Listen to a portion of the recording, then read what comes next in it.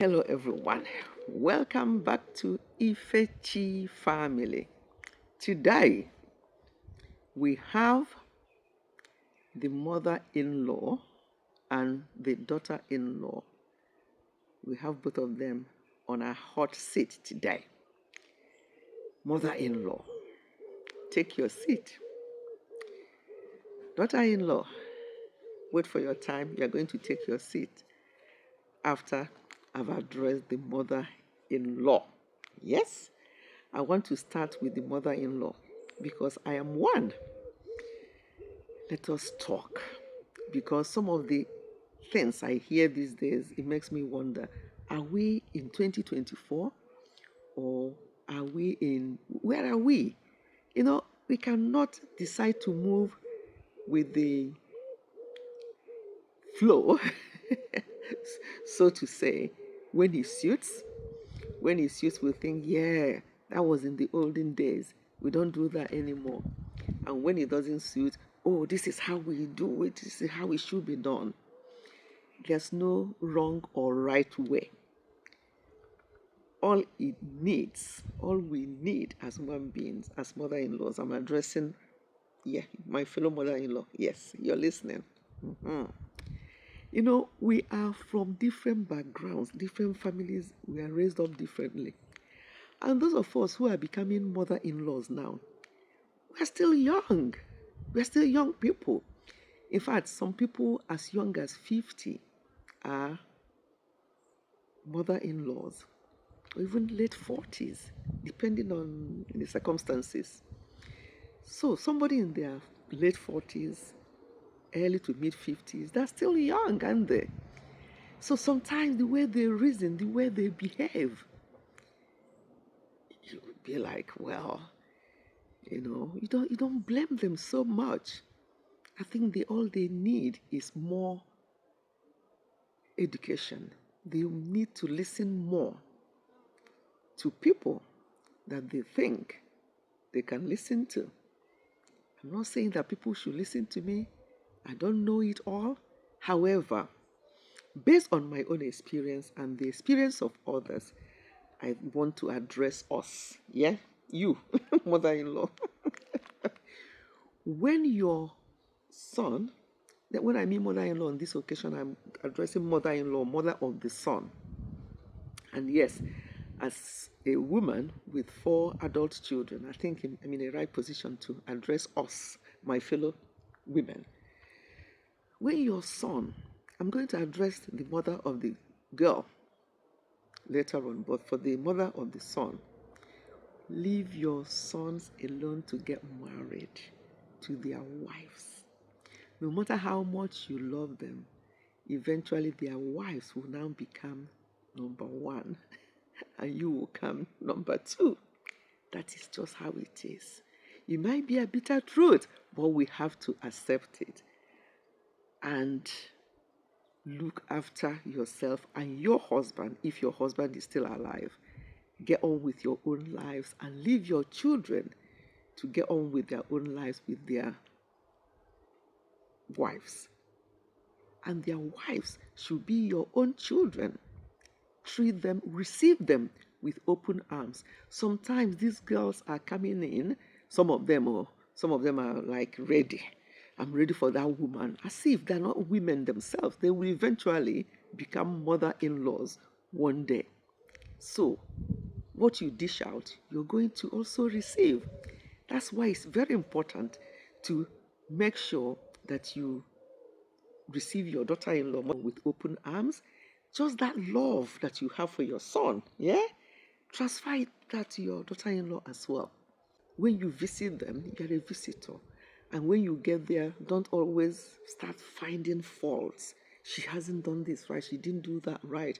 That was not how my son likes his food and all the rest of it. Your son may have changed and gone the way his wife prepares his meal, so just leave them alone.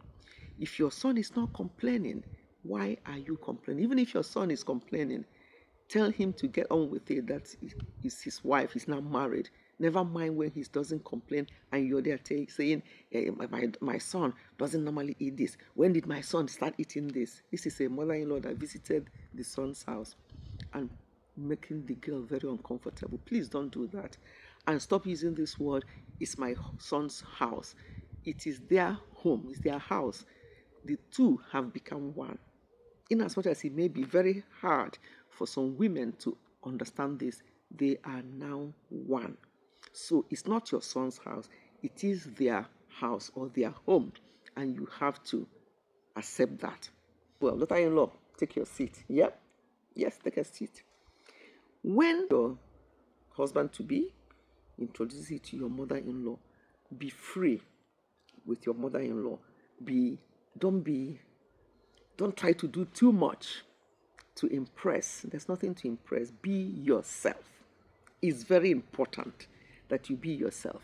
Don't be somebody else. Daughter-in-law, are you hearing?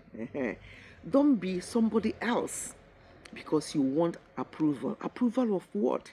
Marriage is not by force. If your husband-to-be, who is this son to your mother-in-law, wants to marry you, it doesn't matter. Both of you can work at things together. So don't try to overdo. Just be yourself.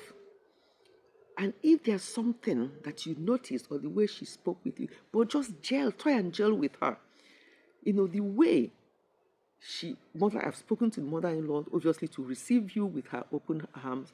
And for you, just be prepared to receive her like your own mom.